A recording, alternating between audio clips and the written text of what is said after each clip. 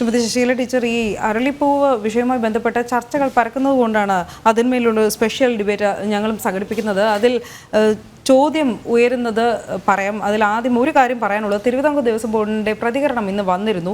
തൽക്കാലം അരളിപ്പൂവിന് വിലക്കില്ല. ദേവസ്വം ബോർഡ് കീഴിലെ ക്ഷേത്രങ്ങളിൽ ഇത് തുടരും. ഈ ശാസ്ത്രീയമായ റിപ്പോർട്ട് വന്നതിന് ശേഷമായിരിക്കും, അല്ലെങ്കിൽ ആധികാരിക റിപ്പോർട്ട് ലഭിച്ചതിന് ശേഷമായിരിക്കും നടപടി എന്നാണ് പറയുന്നത്. പക്ഷേ ഈ ഒരു വാർത്ത, സൂര്യയുടെ മരണവുമായി ബന്ധപ്പെട്ട വാർത്ത വന്നതിന് ശേഷം ആശങ്കയും പരക്കുന്നുണ്ട്.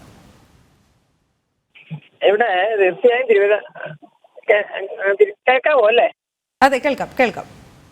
തിരുവിതാംകൂർ ദേവസ്വം ബോർഡ് അടക്കം എല്ലാ ദേവസ്വം ബോർഡുകളും ക്ഷേത്രങ്ങളും ഇങ്ങനൊരു വാർത്തയെ വരുമ്പോ അതിന്റെ ആധികാരികമായി വരട്ടെ എന്ന് പറഞ്ഞ് കാക്കുന്നതിനപ്പുറം ഇതൊരു ആശങ്കയായി നിലനിൽക്കുന്നുണ്ടെങ്കിൽ അത് ഒഴിവാക്കാൻ ശ്രമിക്കുകയായിരുന്നു വേണ്ടത്. റിപ്പോർട്ട് വന്നതിന് ശേഷം കുഴപ്പമില്ല എന്നാണ് പറയുന്നത് എങ്കിൽ മറിച്ച് ചിന്തിക്കുക. കാരണം ജനങ്ങളെ ദോഷമായി ബാധിക്കുന്ന ഒരു വിഷയമാണല്ലോ. മാത്രമല്ല, നമുക്ക് എപ്പോഴും മുൻകാലങ്ങളിൽ ഇത് പൂജയ്ക്ക് ഉപയോഗിച്ചിരുന്നു എന്നതിന് അധികമാർക്കും അതിനെപ്പറ്റി ധാരണയുണ്ടാവില്ല. ഇപ്പൊ ഇത് കമേഴ്സ്യലൈസ് ചെയ്യപ്പെട്ടപ്പോഴാണ് തമിഴ്നാട്ടിൽ നിന്ന് വ്യാപകമായി ഈ പൂക്കൾ വരികയും ഇത് വളരെ വിപുലമായി ഉപയോഗിക്കുകയൊക്കെ ചെയ്യുന്നത്. ശരിക്കും ഔഷധ ഗുണമുള്ള പുഷ്പങ്ങളാണ് പൂജയ്ക്ക് എടുക്കുന്നത്. തുളസിയും പൂവളും ഒക്കെ ഔഷധ ഗുണം ഇല്ലാതെ പോലും എടുക്കുന്നത്, അതിന്റെ പൂവല്ലാതെ പോലും പൂജയ്ക്ക് എടുക്കുന്നത് ഔഷധ ഗുണമുള്ളത് കൊണ്ടാണ്. അപ്പോഴാണ് വിഷമുണ്ടോ എന്ന് സംശയിക്കുന്ന ഒരു പുഷ്പം.